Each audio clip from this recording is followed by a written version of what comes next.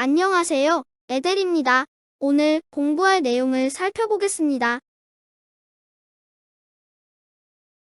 정신분석이론, 프로이트 상담, 기법으로는 자유연상, 꿈의 해석, 전이와 역전이, 경청, 해석, 명료화, 훈습, 직면 등이 있습니다. 1번의 자유연상과 2번의 꿈의 해석, 그리고 3번의 전이와 역전이는 지난번에 다뤄보았기 때문에 혹시 이 부분이 궁금하시다면 에델 양의 블로그 혹은 네이버 TV, 유튜브 등에서 확인해 주시면 됩니다. 오늘은 경청에 대해서 하도록 하겠습니다. 경청은 첫 번째는 정신분석이론에 따른 경청 기법, 두 번째는 사회복지 실천에 따른 적극적 경청 기술로 두 가지 분야로 알려드리고자 해요. 그럼 가보실까요?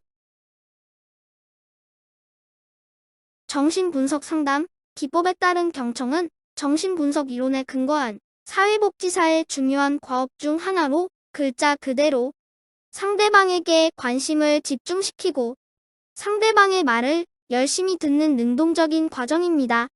우리가 흔히 타인이 말하는 내용을 가만히 들어줄 때가 있지요. 이게 바로 경청입니다.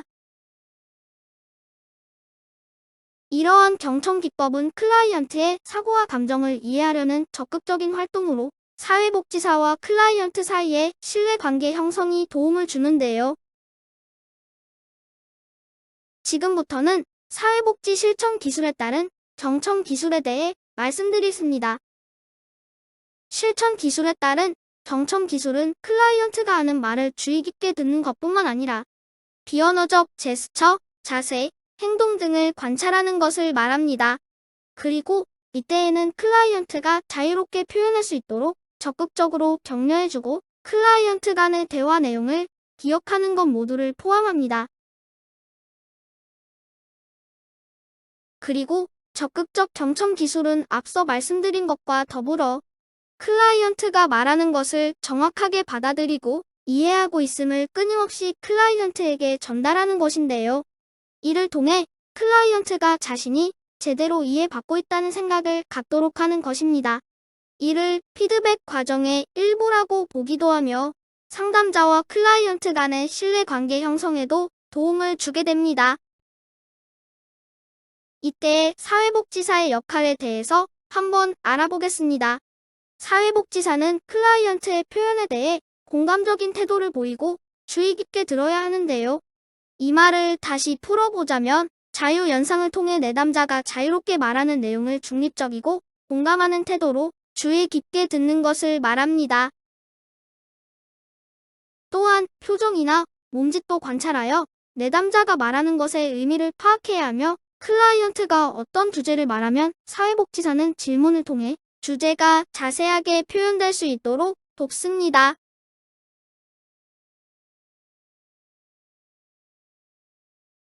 경청의 기술과 관련된 학자들이 정말 많은데요. 그 중에서 트레비틱, 경청의 요령에 대해서 일부만 말씀드리고자 합니다.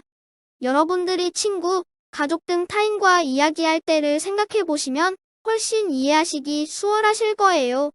그럼 가보겠습니다. 첫째, 눈맞춤을 유지한다. 대화의 기본이지요. 내가 이야기를 하고 있는데 타인이 계속해서 다른 곳을 본다면 이야기하기 싫어지는 것과 같습니다. 두 번째, 너무 멀지 않게, 너무 가깝지 않게 적절한 신체적 거리를 유지한다. 다만, 개방적이고 주의를 기울이는 자세는 취한다. 이 예시를 들어보자면 팔짱을 끼고 있는 자세보다는 책상이 있다면 책상에 두 손을 깍지 낀 채 올리고 몸을 살짝 앞으로 숙이는 자세가 상대방에게 개방적인 모습을 보여줍니다. 반대의 예로 클라이언트가 팔짱을 끼고 의자 뒤에 몸을 기댄 채 있다면 클라이언트가 상담자를 믿지 못하거나 억지로 이 상담에 참여하게 되어 기분이 언짢은 것 등 무언가의 이유로 인하여 저항을 하는 모습입니다. 자신의 이야기를 하지 않겠다는 뜻이 많기 때문에 상담자가 그 상황을 잘 살피고 상담을 이끌어 나가야 합니다. 세 번째, 비언어적 형태의 의사소통에 주의를 기울이고 무엇을 의미하는지 파악한다. 이는 앞서 예시로 말씀드린 것과 또는 말과 행동이 다른 경우들이 있기 때문에 클라이언트의 언어적 행동뿐만 아니라 비언어적 행동 또한 살펴야 한다는 것입니다. 네 번째로는 의사소통의 한 방법으로 침묵을 허용하고 이를 적절히 활용할 수 있도록 한다. 침묵이 클라이언트가 지금 무슨 말을 해야 하는지 몰라서일 수도 있으나 지금 자신이 한 말을 다시 생각해보거나 어떤 말을 해야 할지 정리하는 등으로 사용하기도 합니다. 그렇기에 재촉을 하기보다는 기다려주는 것이 필요하며 적절한 상황에 맞춰서 상담을 이어나가야 합니다. 다섯 번째, 모호하고 혼돈스러운 언급을 피하고 주요 단서들은 파악하여 이를 확인한다. 우리들도 가끔 이야기를 하다 보면 그래서 하고 싶은 말이 뭐야? 라는 말을 들을 때가 있지요. 클라이언트 또한 A라는 이야기를 하고 싶은데 어떻게 이야기를 해야 할지 모르거나 머릿속이 뒤죽박죽 되어 있어서 말로도 그렇게 표현될 때가 있습니다. 그리고 본론을 빼고 빙빙 돌려서 이야기를 하는 경우도 있지요. 그렇기에 상담자는 어떤 이야기를 하고 싶은 것인지를 파악하고 이를 클라이언트에게 질문을 통해 확인을 해야 합니다. 여섯 번째, 물리적 환경의 중요성과 함께 간섭 산만해질 가능성을 최소화한다. 이 말은 주위 환경이 시끄럽고 핸드폰이 갑자기 울리거나 또는 상담실이 지저분하다면 내담자가 당연히 자신의 이야기를 꺼내놓기에 저항이 들겠지요. 이런 부분들을 말하는 것입니다. 일곱 번째는 면담에서 정서적인 내용을 경청하면서 이에 적절한 질문을 하고 적절할 때 피드백을 제공한다. 아까 피드백의 일부라고 말씀드렸었지요. 클라이언트가 말하는 것들을 상담자가 정리하여 다시 들려줌으로써 정확히 그 말을 한 것이 맞는지를 알 수 있고 내담자는 상담자가 나의 이야기를 잘 듣고 있구나 라고 생각을 하게 된다는 것입니다.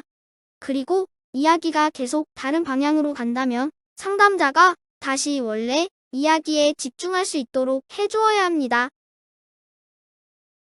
마지막, 사회복지사는 자신이 보일 수 있는 산만한 행동, 매너리즘에 빠져있는 행동 등을 인식한다. 상담자가 상담하는 도중에 산만한 행동을 하거나 중간중간 말을 끼어들거나 어떠한 틀에 박혀서 그 사람을 온전히 이해하지 못하는 등의 행동은 하지 않는 것이 좋습니다. 이로써 적극적 경청까지 알아보았습니다. 경청은 우리가 일상에서도 많이 사용하는 것이라 그리 어렵지 않으셨을 것 같아요. 마무리로 사회복지사는 앞에 있는 내담자 클라이언트를 돕고 싶은 마음이 강합니다. 그렇기에 섣부른 판단이나 충고를 할 때가 많은데요. 항상 클라이언트, 나의 앞에 있는 사람이 하는 말을 끝까지 집중하여 들을 수 있는 마음가짐과 자세가 중요할 것 같습니다. 사람 말은 끝까지 들어봐야 한다잖아요. 처음에는 막 끼어들고 싶은 생각이 드시겠지만 차근차근 그 사람의 마음을 들여다보는 것도 좋을 것 같습니다.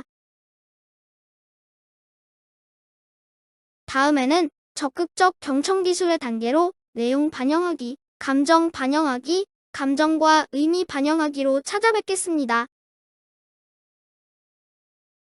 이 영상이 도움이 되셨다면 구독과 좋아요를 눌러주세요. 그리고 혹시나 조금 더 이 내용을 알고 싶으신 분들께서는 에델양의 블로그를 찾아주시면 됩니다. 그럼 오늘은 이상으로 마칠게요. 감사합니다.